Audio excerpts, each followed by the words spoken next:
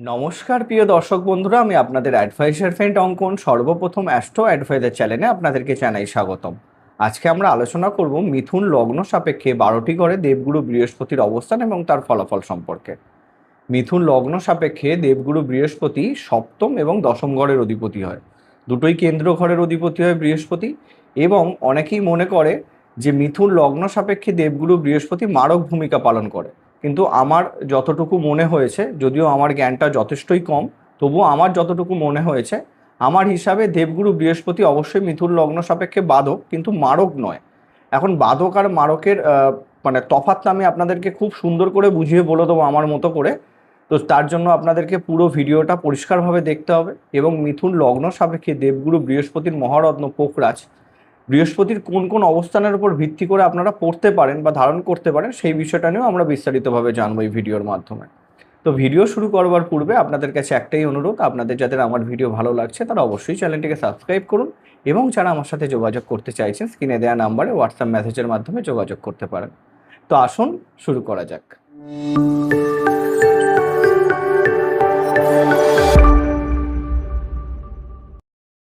তো মিথুন লগ্ন, মিথুন রাশি, সেই লগ্ন সাপেক্ষে বা রাশি সাপেক্ষে আমরা দেবগুরু বৃহস্পতিকে নিয়ে আলোচনা করছি। তো অনেকেই মনে করে দেবগুরু বৃহস্পতি মিথুন লগ্ন সাপেক্ষে মারক গ্রহ হয়। অ্যাকচুয়াল বিষয়টা হচ্ছে এইটাই যে মিথুন লগ্ন মিথুন রাশির মানুষের বৈশিষ্ট্য কেমন হয় সেটা যদি খুব সহজভাবে বুঝি। মিথুন লগ্ন মিথুন রাশি যার অধিপতি স্বয়ং বুধ গ্রহ হয়, যাদের মধ্যে কিন্তু একটা শিশুসুলভ প্রাণবন্ত আচরণ আমরা লক্ষ্য করে থাকি, রাজকুমারের মতো স্বভাবে তারা হয়ে থাকে। সব সময়তেই তাদের মধ্যে নতুন কিছু করবার একটা প্রবণতা লুকিয়ে থাকে, সব সময় নতুন কিছু চিন্তাভাবনা নিয়ে চলতেই পছন্দ করে, একটা জীবনে সর্বদাই আকর্ষণ প্রিয় এরা সব থেকে বেশি করে হয়ে থাকে। তো সেই দিক থেকে রাজকুমার স্বভাব যেহেতু হয়ে যাচ্ছে, সঙ্গে সঙ্গে রাগ, সঙ্গে সঙ্গেই আবার খুশি, সঙ্গে সঙ্গেই চোখে জল, আবার সঙ্গে সঙ্গেই হাসি। তো এইরকম ধরনের একটা মেন্টালিটির মানুষ হয়ে থাকে মিথুন লগ্ন মিথুন রাশির মানুষরা। কম বয়স অবধি খুব কম ম্যাচুরিটি এদের মধ্যে থাকে, আবার একটা এজের পরে এদের মতো ম্যাচিওর কেউ হতে পারে না। তো এবং বুদ্ধি এবং ব্যবসা সব কিছুর দিক থেকে ভীষণ তীক্ষ্ণ হয়। তো সেই দিক থেকে সেই জন্মছকে দেবগুরু বৃহস্পতির কাজ হচ্ছে কি, যে একটা বাচ্চাকে খুব পজিটিভলি শিক্ষা দান করা, জ্ঞান দান করা, এবং তার মাধ্যমে জীবনে তাকে উন্নতিতে নিয়ে আসা। তাহলে সর্বদা এটা আমাদেরকে মাথায় রাখতে হবে যে একটা স্টুডেন্টের সাথে একটা শিক্ষকের সম্পর্ক যতই ভালো হোক না কেন, কিছু অংশে যদি এরা একে অপরের মধ্যে সেই প্রেমময় সম্পর্কটাকে তৈরি করে ফেলে, তাহলে সেই স্টুডেন্ট কিন্তু কখনোই একদম পজিটিভলি শিক্ষাটা পায় না। একটা কিন্তু বলতে পারেন কঠিন সম্পর্ক গড়ে তুলতে হয়, যার মাধ্যমে সেই স্টুডেন্টটা জীবনে উন্নতি করতে পারে। তো সেই দিক থেকে আমরা ধরে নিতে পারি যে বুধ আর বৃহস্পতির মধ্যে সেইরকম ধরনের একটা সম্পর্ক। আর যদি খুব সিম্পলি লজিক্যালি জ্যোতিষশাস্ত্র মতে আমরা বিষয়টাকে বোঝার চেষ্টা করি, বুধ আর বৃহস্পতি একে অপরের সম হয়। কেন? বুধ বৃহস্পতিকে নিজের মিত্র হিসাবে দেখে, বৃহস্পতি বুধকে নিজের মিত্র হিসাবে দেখে না, যেটা আমি একটু আগে আপনাদেরকে বুঝিয়ে বললাম যে ছাত্র সর্বদাই কিন্তু তার শিক্ষককে তার মিত্র হিসাবে দেখে, আর যদি শিক্ষকও তার ছাত্রকে মিত্র হিসাবে দেখা শুরু করে, তাহলে সেই ছাত্রের উন্নতি কিন্তু ভীষণভাবে হয় না। তো সেই হিসাবেই বিষয়টা উঠে আসছে। এবং এই জন্মছকে দেবগুরু বৃহস্পতি যদি দুটো কেন্দ্রের অধিপতি হয়, সপ্তম এবং দশম ঘর, যেটা আমাদের দাম্পত্য, আমাদের ব্যবসা, এবং দশম আমাদের কর্ম, তাহলে খুব গুরুত্বপূর্ণ ভূমিকা পালন করে থাকে। তো সেই হিসাবে এই দেবগুরু বৃহস্পতির এই জন্মছকে অবস্থান কিন্তু সব থেকে বলতে পারেন গুরুত্বপূর্ণ অবস্থান হিসাবে বিবেচিত হবে বুধের পরেই। মিথুন লগ্ন হিসাবে বুধ সর্বোচ্চ রাজ্যকারী গ্রহ, তারপরেই আমার মনে হয় যে দেবগুরু বৃহস্পতির কিন্তু গুরুত্ব অপরিসীম। তো সেই দিক থেকেই আজকে আমাদের আলোচনা হবে। এবার দেখুন, কিছু সূত্র আছে, যে সূত্রগুলো যদি আপনাদেরকে আমি বোঝাতে চাই, তাহলে আপনাদের কিছু কনফিউশন বৃদ্ধি পেতে পারে। যেরকম ধরে নিন, দেবগুরু বৃহস্পতি কিন্তু মিথুন লগ্ন সাপেক্ষে কেন্দ্র আধিপতি দোষ নির্মাণ করে। কেন্দ্র আধিপতি দোষের বিষয়টাকে যদি আপনাদেরকে বোঝাতে চাই, তাহলে আপনাদের ক্ষেত্রে সমস্যা হবে। তো আমি যতটা পারবো খুব সহজ ভাষায় আপনাদেরকে বুঝিয়ে দেবো দেবগুরু বৃহস্পতির অবস্থান নিয়ে যে আলোচনাটা হবে। তো তার জন্য আমাদেরকে স্ক্রিনে চলে আসতে হবে। তো আমরা যদি প্রথমত স্ক্রিনে আসি, আমরা দেখতে পাচ্ছি এটি একটি মিথুন লগ্নের জন্মছক, পরিষ্কার। এবং এই জন্মছক সাপেক্ষে দেবগুরু বৃহস্পতি যে দুটি ঘর পেয়েছে, সেই দুটি ঘর হচ্ছে ধনু, দেখুন আমার হাইলাইট করা আছে, সপ্তম ঘর, এবং মীন যেটা দশম ঘর। তাহলে দুটো কেন্দ্রের ঘর হয়, কেন্দ্র ঘর অর্থাৎ লগ্ন, চতুর্থ, সপ্তম এবং দশম। তো সেই দিক থেকে খুব গুরুত্বপূর্ণ ভূমিকা পালন করবে। এবার দেবগুরু বৃহস্পতির অবস্থানের ওপর আমরা ডিপেন্ড করে অনেকগুলো পজিটিভ দিক তুলে ধরবো। ধরুন আপনার মিথুন লগ্ন বা মিথুন রাশির লগ্নেই বৃহস্পতি বসে আছে, তাহলে সেক্ষেত্রে কি হচ্ছে, কেন্দ্র ত্রিকোণ রাজযোগ। কেন? দুটো কেন্দ্রের অধিপতি লগ্নে বসে আছে, লগ্নের ঘর থেকে ত্রিকোণও ধরা হয় এবং কেন্দ্রও ধরা হয়, তাহলে এখানে কেন্দ্র ত্রিকোণ রাজযোগ হচ্ছে। এবার মিথুন লগ্নে যদি লগ্নে বৃহস্পতি বসে থাকে, যেটা প্রথমেই বললাম যে তাদের ম্যাচুরিটি খুব কম বয়সে আসে না, ঠিক এর বিপরীত হবে। বৃহস্পতি কিন্তু লগ্নে এসে সেই জাতক জাতিকাকে কম বয়স থেকে ম্যাচিওর করবে। এবার এটা খুব সহজভাবে বুঝতে পারছেন, যদি কোনো জাতক বা জাতিকা খুব কম বয়স থেকে ম্যাচিওর হয়, তাহলে তাদেরকে অনেক কিছু সহ্য করতে হয়, তবেই সেই ম্যাচুরিটিটা আসে, এমনি এমনি আসে না। খুব কম এরকম বিষয় আছে যারা খুব ম্যাচিওরই তৈরি হয়, কিন্তু সেই দিক থেকে তার মানে আমরা এটা বুঝতে পারছি লগ্নে বৃহস্পতি বসে কিছুটা জীবনে তার সংগ্রাম নিয়ে আসবে, তবেই সে সেই ম্যাচুরিটিটা পাবে, খুব সহজভাবে যদি আমরা বিষয়টাকে বুঝি। কিন্তু তার মানে এই নয় যে বৃহস্পতি সেই জাতক বা জাতিকাকে নেগেটিভ পথে নিয়ে যাবে বা নেগেটিভ করবে তার জন্য। একটা বিষয় কি, আমরা যে আলোচনাগুলো করব সব থেকে বেশি করে প্রতিফলিত হবে দেবগুরু বৃহস্পতির মহাদশা, তার অন্তর্দশা, তার প্রত্যন্তর দশাতে। তো মিথুন লগ্ন মিথুন রাশির মানুষরা যদি দেবগুরুর মহাদশা পেয়ে যায়, অবশ্যই তাতে কিন্তু তারা যথেষ্ট পজিটিভলি ম্যাচিওর হতে পারে। আর লগ্নে যেহেতু অবস্থান করছে, লগ্ন কি আমাদের মাথা, আমাদের ওভারঅল পুরো বডিটাকেই কিন্তু লগ্ন থেকে ধরা হয়। তো সেই দিক থেকে আমাদের চিন্তা ভাবনা সব কিছুই কিন্তু দেবগুরু বৃহস্পতির ন্যায় শুভ হবে। মানুষকে শুভ জ্ঞান প্রদান করা, একটা পজিটিভলি ব্যক্তিত্বের অধিপতি হওয়া, একটা গাম্ভীর্য ভাব, কিছুটা অহংকার কিন্তু লগ্নে বৃহস্পতির অবস্থান নিয়ে চলে আসে। আবার এটাও দেখা গেছে তারা কিছুটা বলতে পারেন হেলদি বা মোটাও হয়ে যায়, যেটা মিথুন লগ্নের পুরো বিপরীত। মিথুন লগ্ন সবসময় স্লিম ফিট এরকম ধরনের একটা তাদের চেয়ার হয়, কিন্তু দেবগুরু বৃহস্পতি লগ্নে বসে থাকলে তাদেরকে কিছুটা হেলদি করে দিতে পারে বা লগ্নের সাথে কানেকশন তৈরি করবে। অবশ্যই লগ্নে অবস্থানটা খুব ভালো। এবং বৃহস্পতি দেবের তিনটি দৃষ্টি আমরা জানি, একটা হচ্ছে পঞ্চম, দ্বিতীয় হচ্ছে সপ্তম এবং তৃতীয় হচ্ছে নবম। তো লগ্ন থেকে অবস্থান করে তার পঞ্চম দৃষ্টি পঞ্চম স্থানে পড়বে, অতএব এডুকেশনের জন্য খুব ভালো, জ্ঞান অর্জনের জন্য খুব ভালো। লগ্ন থেকে সপ্তম ঘরে নিজের ঘরে দৃষ্টি পড়বে মানে দাম্পত্য সুখের জন্য খুব ভালো, দাম্পত্য জীবনে উন্নতি এবং পার্টনারের সাপোর্ট সর্বদাই পাওয়া। এবং নবম দৃষ্টিটা কোথায় পড়বে, নবম স্থানে পড়বে, যেটা ধর্মের ঘর। তো জাতক বা জাতিকা যথেষ্ট ধার্মিক হবে, মানুষের পাশে থাকতে পছন্দ করবে এবং মানুষের সাথে থেকে বা ধার্মিক পথে থেকে জীবনে চলতে পছন্দ করবে। খুব ভালো লগ্নে এই অবস্থান। তার পরবর্তী যদি দ্বিতীয় স্থানে বসে থাকে, আমরা জানি দেবগুরু বৃহস্পতি কর্কট রাশিতে হয়ে যায় উচ্চ, এবং দশম ঘরের অধিপতি এবং সপ্তম ঘরের অধিপতি দ্বিতীয় স্থানে যখন যেই গ্রহটি উচ্চ হবে, দ্বিতীয় ঘর আমাদের বাণীর ঘর, আমাদের অর্থ সম্পত্তির ঘর, আমাদের কুটুমের ঘর। তো সেই স্থানে যখন বৃহস্পতি বসে থাকবে, বোঝাই যাচ্ছে যে সেই জাতক বা জাতিকা কিন্তু যদি নিজের ফ্যামিলি বিজনেসের সাথে যুক্ত হয় জীবনে সাফল্য পাবে, বা নিজের বিজনেস বা নিজের কারবারের মাধ্যমে সে কিন্তু জীবনে যথেষ্ট পজিটিভলি প্রতিষ্ঠা লাভ করবে। কেন, তার দশম ঘরের অধিপতি দ্বিতীয় স্থানে মানে কর্মের অধিপতি অর্থের ঘরে বসে থেকে উচ্চ হয়েছে, এবং নিজের ফ্যামিলি থেকে নিজের কুটুমদের থেকে যথেষ্ট পজিটিভলি সাপোর্ট পাবে। তার বাণী হবে মধুর, তার কথাবার্তার মাধ্যমে মানুষকে তারা মুগ্ধ করবার ক্ষমতা কিন্তু অবশ্যই থাকবে। এবং দ্বিতীয় স্থান থেকে যে দৃষ্টিটা আমরা দেখব, এখানে পঞ্চম দৃষ্টি পড়বে ষষ্ঠ স্থানে, রোগ ঋণ রিপুর ঘরে। ঋণ নিয়ে জীবনে উন্নতি করতে অবশ্যই পারবে, গুপ্ত শত্রু কিচ্ছু ক্ষতি করতে পারবে না, দুশ্চিন্তা করার কোনো দরকার নেই, চ্যালেঞ্জ নেবার ক্ষমতাও কিন্তু এদের মধ্যে ভীষণভাবে থাকবে। এবং সপ্তম দৃষ্টি অষ্টম স্থানে যেহেতু পড়ছে, এটা কোনো নেগেটিভ নেবেন না, অষ্টমে বৃহস্পতি নিচস্থ হলো, অষ্টম ঘর হচ্ছে আমাদের বলতে পারেন পরিবর্তনের ঘর। তো জীবনে যে কোনো জিনিসকে মানে ব্যাকের কথা না ভেবে খুব সহজে পরিবর্তন করবার ক্ষমতা কিন্তু অষ্টম ঘর দিয়ে দেয়, মানে সেই পিছু টান থেকে খুব সহজে বের করে দেয়। তো অতএব বৃহস্পতির এই দৃষ্টি সেইটাই কিন্তু করবে, এবং তার আয়ুকেও বৃদ্ধি করবে, কোনো সমস্যা নেই। এবং যেহেতু তার আমরা যদি দেখি তার নবম দৃষ্টিটা কোথায় পড়বে, এখানে কিন্তু পড়বে দশম স্থান নিজের ঘরে, তাহলে কর্মের জন্য খুব ভালো, যেহেতু নিজের ঘরে তার দৃষ্টি পড়ছে।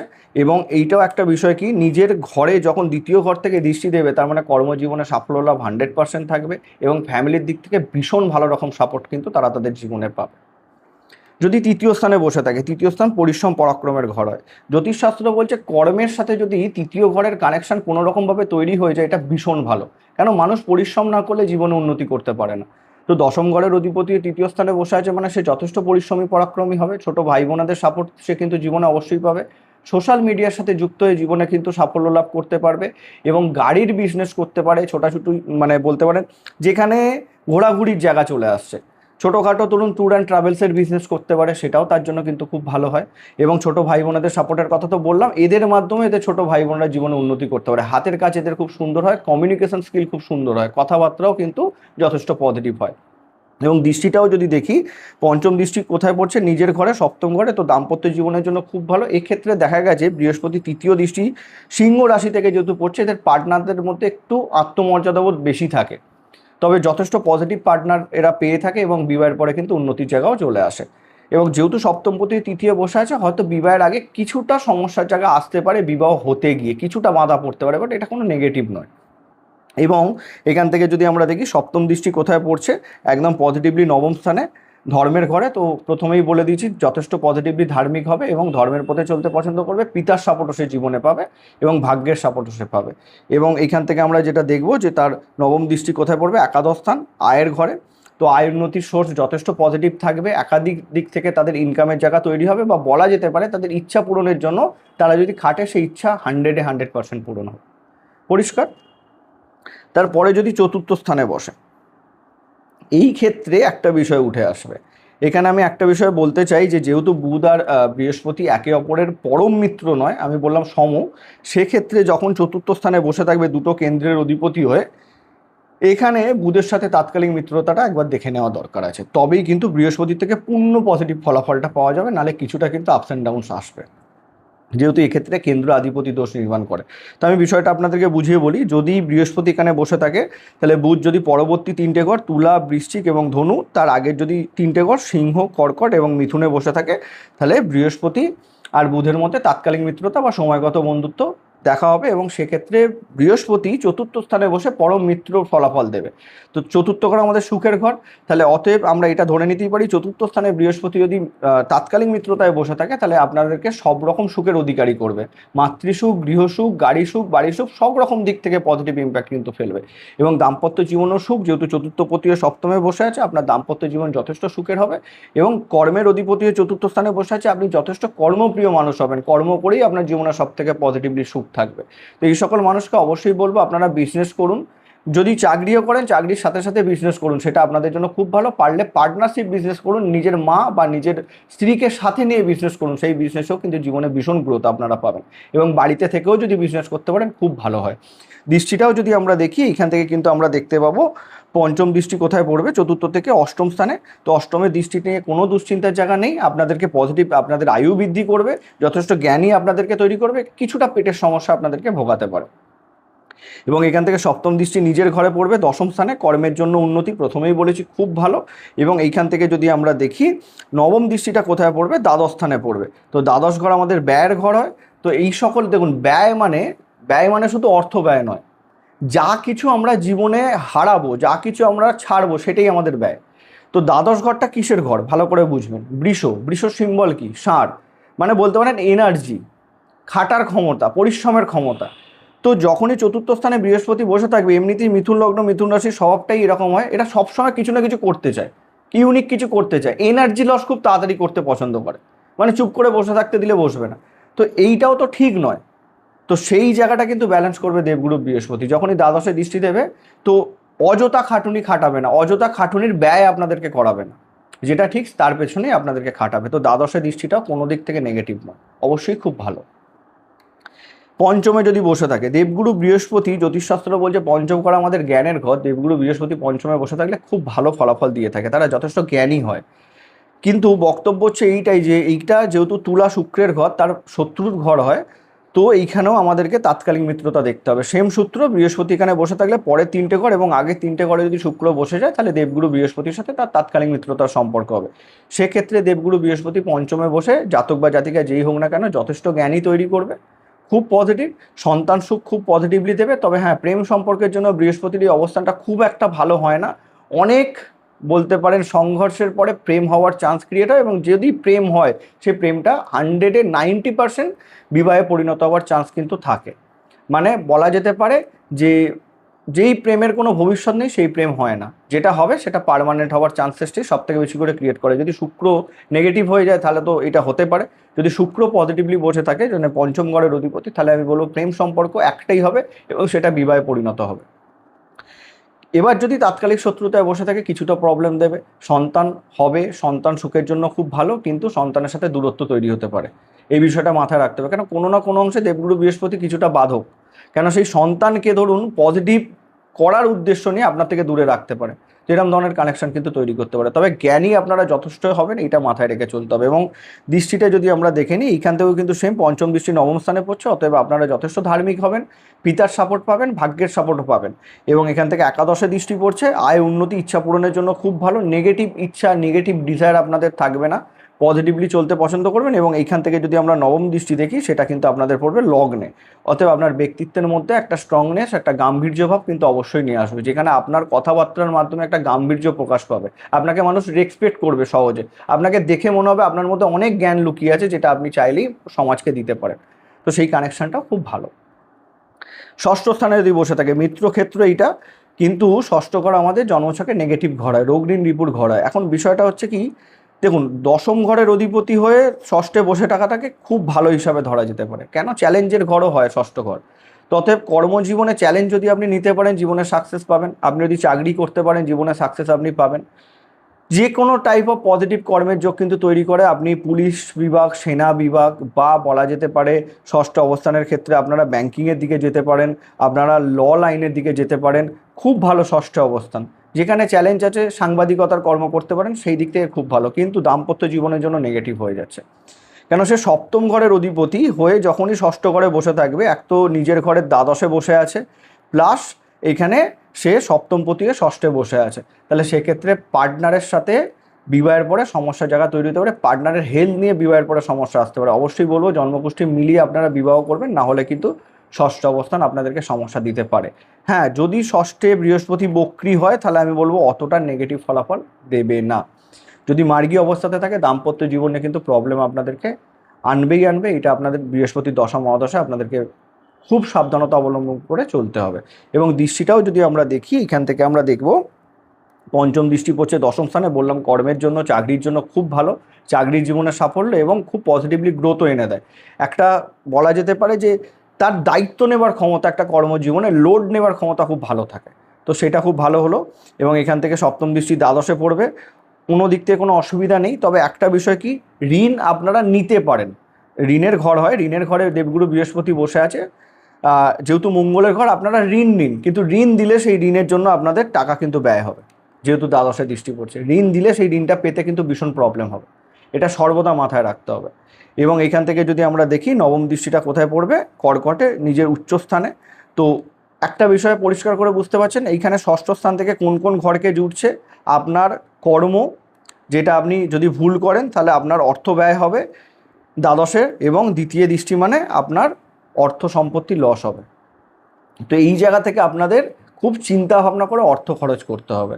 আর সব থেকে পজিটিভলি, বিবাহের পরে পার্টনারের সাথে বাজে বিহেভিয়ার যদি করেন, তাহলে সেক্ষেত্রে আপনাদের অর্থ লসের চান্স সব থেকে বেশি করে বেড়ে যাবে। এটা মাথায় রাখতে হবে আপনাদের। তার পরবর্তী যদি সপ্তমে বসে থাকে, তাহলে সপ্তম ঘরের অধিপতি সপ্তমে বসে আছে মানে এখানে রাজযোগ, এখানে অবশ্যই বৃহস্পতি রাজযোগ নির্মাণ করছে। নিজের ঘরে যেহেতু বসে আছে, হংসনব পঞ্চম মহাপুরুষ রাজযোগ নির্মাণ করছে সপ্তমে অবস্থান করে দেবগুরু বৃহস্পতি। এক্ষেত্রে আমি তো বলবো দাম্পত্য জীবনে খুব পজিটিভ ইম্প্যাক্ট নিয়ে আসবে। তবে একটা বিষয় বুঝতে হবে, দেবগুরু বৃহস্পতি যখন একা বসে থাকে, তখন এই ঘরটাকে নাশ করবে, ভাব নাশ করবে। তো এই ক্ষেত্রে দেখুন, ম্যাক্সিমাম জন্মছকে হয়তো একাই বসে আছে, সেক্ষেত্রে কি দাম্পত্য জীবন ভেঙে দেবে? কখনোই না। আপনাদেরকে একটা খুব সিম্পলি রেমেডি বলছি, আপনারা একটু দেরিতে বিবাহ করবেন। ন্যাচারালি যদি পুরুষ হন তাহলে 30-এর পরে বিবাহ করার প্ল্যানিং করুন, আর যদি নারী হন তাহলে 26-27-এর পরে বিবাহ করার প্ল্যানিং করুন। তাড়াতাড়ি বিবাহ হলে বিবাহিত জীবনে সমস্যা চলে আসে। এবার খুব সিম্পলি যদি ভাবি, বৃহস্পতি শুভ গ্রহ হয়, তো শুভত্ব এতই বাড়িয়ে দেয়, সেই বিবাহিত জীবনে কিছুটা বলতে পারেন সাদামাটা হয়ে যায়। সেরম ধরনের একটা সমস্যার জায়গা থেকে বিবাহিত জীবন ভেঙে যেতে পারে। অধিক শুভতে যেটা বলে না যে নেগেটিভিটি চলে আসে, সেরকম ধরনের একটা কানেকশন। তবে সপ্তমে বসে আছে, আপনারা ব্যবসায়িক জীবন থেকে সাফল্য অবশ্যই পাবেন। নাম যশ খ্যাতি সব রকম দিক থেকে আসবে, কেন সপ্তম দৃষ্টি আপনার লগ্নে পড়ছে। যথেষ্ট জ্ঞানী আপনারা হবেন, যথেষ্ট সুপুরুষ বা পজিটিভ মেন্টালিটির অধিপতি কিন্তু আপনারা অবশ্যই হতে পারেন। এবং এখান থেকে যদি আমরা দেখি, পঞ্চম দৃষ্টি তার একাদশ স্থানে পড়ছে, অতএব আয় উন্নতির জন্য খুব ভালো। সপ্তম দৃষ্টি লগ্নে পড়ছে এবং এখানে তৃতীয় স্থানে পড়ছে তার নবম দৃষ্টি। অতএব পরিশ্রম পরাক্রম সব কিছুর মাধ্যমে আপনি জীবনে উন্নতি করতে পারবেন। বৃহস্পতির দশা অন্তর্দশা দিয়ে আপনারা পেয়ে যান। এবার যদি অষ্টমে বসে থাকে, অষ্টমে দেবগুরু বৃহস্পতি মকর রাশিতে হয়ে যায় নিচস্থ। কিন্তু জ্যোতিষশাস্ত্র বলছে কোনো গ্রহ যদি ষষ্ঠ, অষ্টম, দ্বাদশে নিচস্থ হয়, তাহলে তার নিচভঙ্গ হয়ে যায়। সেই অ্যাঙ্গেল থেকে যদি আমরা বিষয়টাকে বোঝার চেষ্টা করি, প্রথমত হচ্ছে 5 ডিগ্রি অবধি দেবগুরু বৃহস্পতি এখানে নিচ থাকে। এখন ব্যাপার হয়ে যাচ্ছে এইটাই যে দেবগুরু বৃহস্পতি সপ্তমপতি অষ্টমে বসে আছে এবং কর্মের অধিপতি অষ্টমে বসে আছে। অষ্টম ঘরকে নেগেটিভ ঘর হিসাবে ধরা হয়। কেন? পরিশ্রম, দেখুন যেটা আমরা পরিশ্রম করেও ফল পাবো না, সেটা হচ্ছে অষ্টম ঘর। তো এই অষ্টম ঘরে যখন দেবগুরু বৃহস্পতি বসে থাকবে, দাম্পত্য জীবনের সমস্যা, যতই তার নিজভঙ্গ হোক না কেন, প্রথমত প্রথম দিকটাতে দাম্পত্য জীবনে মারাত্মক প্রবলেম, কর্ম নিয়ে ভীষণ দুশ্চিন্তার জায়গা, বারংবার কর্ম পরিবর্তন, কোন কর্মে যাবেন সেটা বুঝে উঠতে পারবেন না। একটা বিষয় কি, অষ্টমে যখনই দেবগুরু বৃহস্পতি বসে থাকবে ধার্মিক হয়ে যান, কেন আপনাদের একটা বাজে, দেখুন অ্যাকচুয়াল আমার বলার অধিকার নেই এটা বাজে না ভালো স্বভাব, আপনারা ধর্মটাকে মানেন না, আপনারা এই নিয়ে ভীষণ তর্ক করেন। অ্যাকচুয়াল নাস্তিক আমি কখনোই বলবো না, ইনলজিক্যালিও আপনারা ধর্মটাকে কোনো রকমভাবেই মানতে পছন্দ করেন না। এই কারণের জন্য দেবগুরু বৃহস্পতি আরও নেগেটিভ হয়ে যায় যদি দেবগুরু বৃহস্পতির দশা চলে আসে। তো সব থেকে প্রথমে বলবো আপনারা ধার্মিক হন, আপনারা ঠাকুরস্থানের সাথে যুক্ত হন, বলতে পারেন জ্ঞানের সাথে যুক্ত হন, সেখানে দেবগুরু বৃহস্পতির সাপোর্ট আপনারা পাবেন। না হলে কিন্তু আপনাদের দাম্পত্য জীবনও ভীষণ নেগেটিভ হবে, আর আমাদের কর্মের জায়গাও ভীষণ নেগেটিভ হবে। এই নিয়ে কিন্তু আপনাদেরকে ভীষণ ভুগতে হবে। বৃহস্পতি দশা পেয়ে গেলে কর্ম তো পেলেন, যেটা আশা করেনি সেরকম কর্ম পেয়ে গেলেন, সেই কর্ম চলে গেল। আর প্রথম দিক থেকে সংঘর্ষ করে যাচ্ছেন, কিন্তু আলটিমেটলি যখন কর্ম পেলেন সেই কর্মটা আপনাদের জন্য খুব পজিটিভ হলো। তো এই জায়গাটা তৈরি করতে গেলে ধর্মের পথে আপনাদেরকে চলতে হবে। দৃষ্টিটাও আপনাদেরকে দেখে নিতে হবে। দেখুন আমি বলবো না যে অষ্টম থেকে নেগেটিভ দৃষ্টি নেগেটিভ করবে, এটা কখনোই আপনারা ভাববেন না। এখান থেকে যেটা পঞ্চম দৃষ্টি আপনার দ্বাদশে পড়বে, অবশ্যই দ্বাদশে আপনাদের ব্যয়কে নিয়ন্ত্রণ করবারই কাজ করবে। নেগেটিভ খাতে ব্যয় আমি বলবো না যে করাবে, এই দিক থেকে নিশ্চিন্তে থাকুন। তবে হ্যাঁ, মাঝে মাঝে কিছুটা নেগেটিভ ব্যয় করিয়ে দেয়, নিজের শখ শৌখিনতা এইসবের প্রতি কিন্তু ব্যয়টা অধিক পরিমাণে করিয়ে দেয়।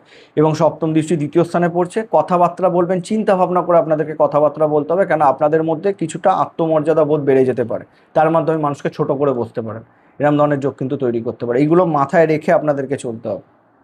এবং নবম দৃষ্টিটা আমাদের এখানে পড়বে চতুর্থ স্থানে। তো গৃহসুখের ক্ষেত্রে এই জায়গাতে বাধা নিয়ে আসবে, এইখানটায় বাধা আসবে, কেন আপনারা চাইবেন নিজের বাড়িতে থেকে কর্ম করতে, কিন্তু নিজের বাড়ি থেকে দূরে নিয়ে যাবে আপনাদের, সেই কমফোর্ট জোনটায় আপনাদেরকে বৃহস্পতি রাখবে না। এই বিষয়টা মাথায় রেখে চলতে হবে। তো এইখানে যদি বৃহস্পতিতে বক্রি হয় তাহলে আমি বলবো কোনো নেগেটিভ ইম্প্যাক্ট নেই। যদি মার্গীয় অবস্থাতে বসে থাকে, একদম নিচ অবস্থাতে 5 ডিগ্রির মধ্যে বসে থাকে, তাহলে দেবগুরু বৃহস্পতির জন্য যে কোনো জ্যোতিষ বন্ধুর সাথে পরামর্শ করুন, বা আমি আপনাদেরকে লাস্টে রেমেডি বলে দেবো। তো সেই বিষয়গুলো ফলো করতে হবে, নাহলে কিন্তু সমস্যা থাকবে। তারপরে যদি নবম স্থানে থাকে দেবগুরু বৃহস্পতি ধর্মের ঘরে বসে আছে, তাৎকালিক মিত্রতা এইখানেও দেখার দরকার নেই, কেন বৃহস্পতি শনি একে অপরকে সম মনে করে। ততএব নবমে অবস্থান করছে, ভীষণ ভালো যোগ। আপনারা ধার্মিক হবেন, ভাগ্যের সাপোর্ট পাবেন, মানুষকে পজিটিভ ওয়েতে চলার উদ্দেশ্য আপনারা খুঁজে দেবেন, খুব ভালো এই দিক। আর একটা বিষয় আমি আপনাদেরকে বলি, নবম স্থানে অবস্থানের ক্ষেত্রে আপনারা জন্মস্থান থেকে দূরে গিয়ে থাকারও যোগ তৈরি করে, এবং সেটা কিন্তু আপনাদের জন্য খুব পজিটিভ হয়। দৃষ্টি হিসাবে যদি আমরা দেখি, পঞ্চম দৃষ্টি লগ্নে পড়ছে, খুব ভালো ব্যক্তিত্বের জন্য। এবং এখান থেকে সপ্তম দৃষ্টি তৃতীয় স্থানে পড়ছে, আপনার পরিশ্রমের জন্য খুব ভালো, পরিশ্রমী হবেন আপনারা। এবং এখান থেকে আমরা যদি দেখি নবম দৃষ্টি পড়ছে আপনার পঞ্চম স্থানে, যথেষ্ট আপনারা জ্ঞানী হবেন। সব রকম দিক থেকে নবমের অবস্থানটাকে খুব পজিটিভ ধরা হবে। পিতার সাপোর্ট, পিতার হেল্প সর্বদা আপনারা পাবেন, পিতাকে মেনেও চলবেন। তার পরবর্তী যদি দশম স্থানে বসে থাকে, সেম এখানে হংস নামক পঞ্চমহাপুরুষ রাজযোগ নির্মাণ করছে, দশমপতি দশমে বসে আছে। বলার কোনো জায়গাই নেই যে তারা কর্মজীবনে 100% সাফল্য পাবেন। মানুষকে জ্ঞান প্রদান করে, মানুষকে শিখিয়ে। আর দেখুন মিথুন লগ্নের দশম ঘরের অধিপতি যেহেতু বৃহস্পতি, এটা সর্বদা মাথার মধ্যে ঢুকিয়ে নিন।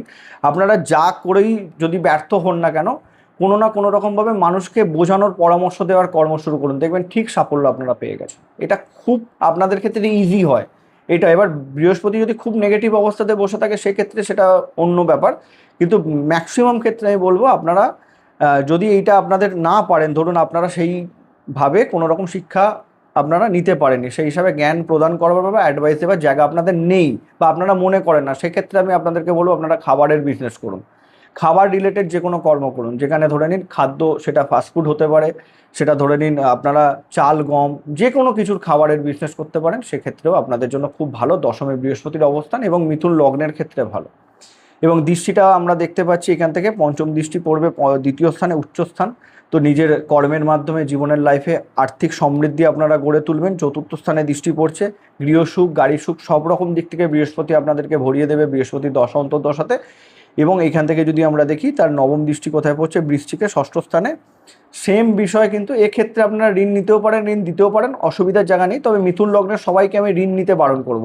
তবে ষষ্ঠে দৃষ্টি দিচ্ছে, চ্যালেঞ্জ নেবার ক্ষমতা আপনার ভীষণ ভালো থাকবে, সাহস থাকবে, উদ্যম সব কিছুই থাকবে। সব রকম দিক থেকে দশমে অবস্থানটাকে আমরা পজিটিভলি ধরব। এবং তার পরবর্তীতে একাদশ স্থানে দেখি, এটাও তার মিত্রক্ষেত্র, দশম ঘরের অধিপতিও একাদশে বসে আছে।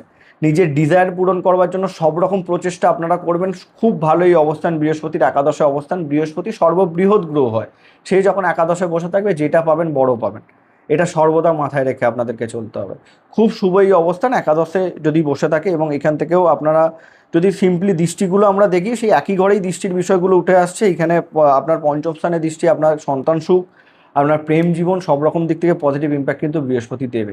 এই ক্ষেত্রে আমি একটা বিষয় দেখেছি যে একাদশে বৃহস্পতি বসে যখন পঞ্চমে দৃষ্টি দেয়, তাদের জীবনের মধ্যে একটা এম থাকে যে প্রেম সম্পর্ক করতেই হবে, যাই হোক না তাই হোক। এই জায়গাটা পূরণ হয়, অসুবিধা নেই।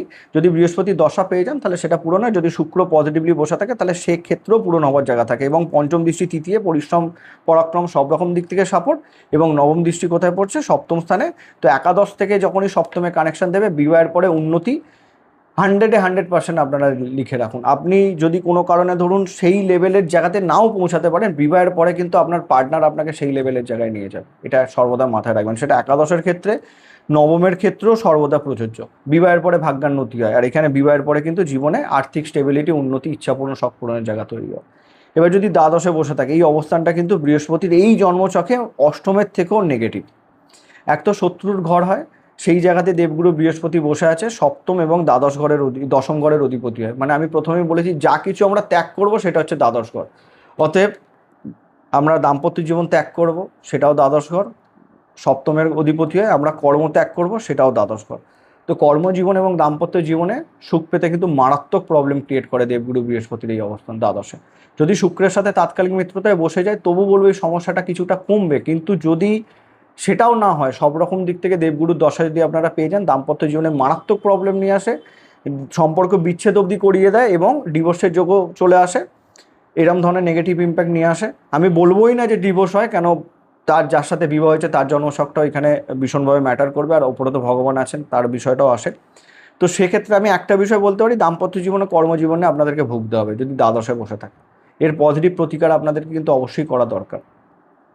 এবার প্রতিকার বলতে কি করবেন সেই বিষয়টা আমি আগে আগে আপনাদের দৃষ্টিটা বুঝিয়ে দিই, তারপরে আমি আপনাদেরকে বলছি। এখান থেকে আমরা দেখছি পঞ্চম দৃষ্টি কোথায় পড়ছে? চতুর্থ স্থানে পড়ছে। এই জায়গাতে আমি বলবো গৃহসুখে বাধা তৈরি করবে দেবগুরুর বৃহস্পতির এই দৃষ্টি, এটা একদম মাথার মধ্যে রাখুন। এখান থেকে সপ্তম দৃষ্টি কোথায় পড়বে? ষষ্ঠ স্থানে। ঋণ হবে, রোগ হবে, নিজের বলতে পারেন লাক্সারিয়াস লাইফ কাটানোর জন্য আপনাদের জীবনের ঋণ বৃদ্ধি পাবে এখানে দেবগুরু বৃহস্পতির অবস্থানের জন্য। এবং এইখান থেকে আমরা যেটা দেখব যে নবম দৃষ্টি কোথায় পড়বে? তার পড়বে কিন্তু নিজের ঘরে, কিন্তু এখানে দৃষ্টি পড়বে। তাহলে সেক্ষেত্রে নিচস্থ ঘরে দৃষ্টি পড়বে, এখানে মকরে দৃষ্টি পড়বে, যেটা তার নিচস্থ ঘর। তার মানে এখানে সে অষ্টম ঘরকে অ্যাক্টিভেট করছে। তাহলে জীবনে বারংবার পরিবর্তন, মৃত্যুতুল্য কষ্টভোগ, এরম ধরনের জায়গাগুলো কিন্তু দেবগুরু বৃহস্পতি ক্রিয়েট করবে। তো খুব সাবধানতা অবলম্বন করে চলতে হবে যদি মিথুন লগ্ন হয় আর বৃষ রাশিতে বৃহস্পতি বসে থাকে এবং তাৎকালিক শত্রুতায় যদি বসে থাকে। তাৎকালিক মিত্রতায় বসে থাকলে সমস্যা কম হবে, সেই জায়গায় সমাধান করবার জায়গা থাকবে। এবং সব থেকে বড় ব্যাপার, ধরুন দেবগুরু বৃহস্পতি দ্বাদশে বসে আছে, আপনাদের লগ্নাধিপতি বুধ যদি দুর্বল হয়ে যায় সেটা আরও নেগেটিভ হয়ে গেল। এটা আমি পূর্ণরূপে প্রতিফলিত হবে, যেগুলো আমি আপনাদেরকে বললাম। আর একটা বিষয় আপনাদেরকে বলি, যদি অষ্টমে বসে থাকে এক্ষেত্রেও ভীষণ নেগেটিভ। যদি আপনারা প্রথম জীবনে খুব সংঘর্ষ করেন, অকাল সায়েন্স, জ্যোতিষবিদ্যা, তন্ত্র সাধনা এইসবের দিকে আপনাদেরকে ঝোঁকাতে পারে। সেই জায়গাতে গেলে কিন্তু একটা সময়ের পর সব কিছুকে ত্যাগ করে, যখন অষ্টমে দেবগুরু বৃহস্পতি বসে থাকবে, ত্যাগ করিয়ে আপনাদেরকে জীবনে সাফল্য দিতে পারে। এবার বিষয় হচ্ছে, প্রথম ব্যাপার হচ্ছে এই লগ্ন সাপেক্ষে আপনারা দেবগুরু বৃহস্পতির মহারত্ন আপনার পোকরাজ পড়তে পারেন, কিন্তু তবু আমি বলবো যে ষষ্ঠের ক্ষেত্রে মানা, অষ্টমের ক্ষেত্রে মানা, দ্বাদশের ক্ষেত্রে মানা, তিনটে ঘরের ক্ষেত্রে পড়া যাবে না। সপ্তম ঘরে অবস্থান করছে, চোখ বুজে পড়তে পারেন। নবমে বসে আছে, চোখ বুজে, এখানে দশমে বসে আছে, একাদশে বসে আছে, চোখ বুজে পড়তে পারেন। দ্বিতীয় বসে আছে, চোখ বুজে পড়তে পারেন। লগ্ন, চতুর্থ, পঞ্চম, এই তিনটে ঘরের ক্ষেত্রে জ্যোতিষ বন্ধুর সাথে পরামর্শ করে তবেই পড়ুন। এবং তৃতীয়ের ক্ষেত্রে আমি আপনাদেরকে বলবো, যদি খুব দুর্বল না থাকে পড়ার দরকার নেই, নাহলে আপনাদের এক্সট্রা খাটুনি খাটাতে পারে বা বিবাহে বিলম্ব ঘটাতে পারে। আর অষ্টম, ষষ্ঠ এবং দ্বাদশের ক্ষেত্রে আপনারা অবশ্যই দেবগুরু বৃহস্পতির প্রণাম মন্ত্র রোজ 108 বার পাঠ করুন, ওম ব্রেং বৃহস্পতায় নমঃ। যে আপনার গুরু আছে তার সান্নিধ্যে যান, তাকে তার প্রণাম করুন, তাকে তার আশীর্বাদ নিন। অবশ্যই রেগুলার শ্রীকৃষ্ণের অষ্টতর শতনাম আপনারা পাঠ করুন যদি আপনাদের বৃহস্পতির দশা অন্তর্দশা চলে থাকে। এই বিষয়গুলো আপনাদেরকে মাথায় রাখতে হবে, তবে গিয়ে কিন্তু দেবগুরু বৃহস্পতি নেগেটিভ ইম্প্যাক্ট থেকে কাটবেন। এবং দ্বাদশে যদি বসে থাকে, জানি এটা সম্ভব নয়, তবুও বলবো যে কোনো অনুষ্ঠানে যেটাতে আপনারা ইনভাইটেড, চেষ্টা করুন যতটা আপনাদের সামর্থ্যের মধ্যে থাকে সোনা দান করবার, তাতেও কিন্তু নেগেটিভ ইম্প্যাক্ট অনেকটা কেটে যাবে আপনাদের ক্ষেত্রে। তো তো এই ছিল আমাদের মিথুন লগ্ন মিথুন রাশি সাপেক্ষে 12টি ঘরে দেবগুরু বৃহস্পতির অবস্থান নিয়ে আলোচনা। দেখা হচ্ছে পরবর্তী ভিডিওতে। নমস্কার।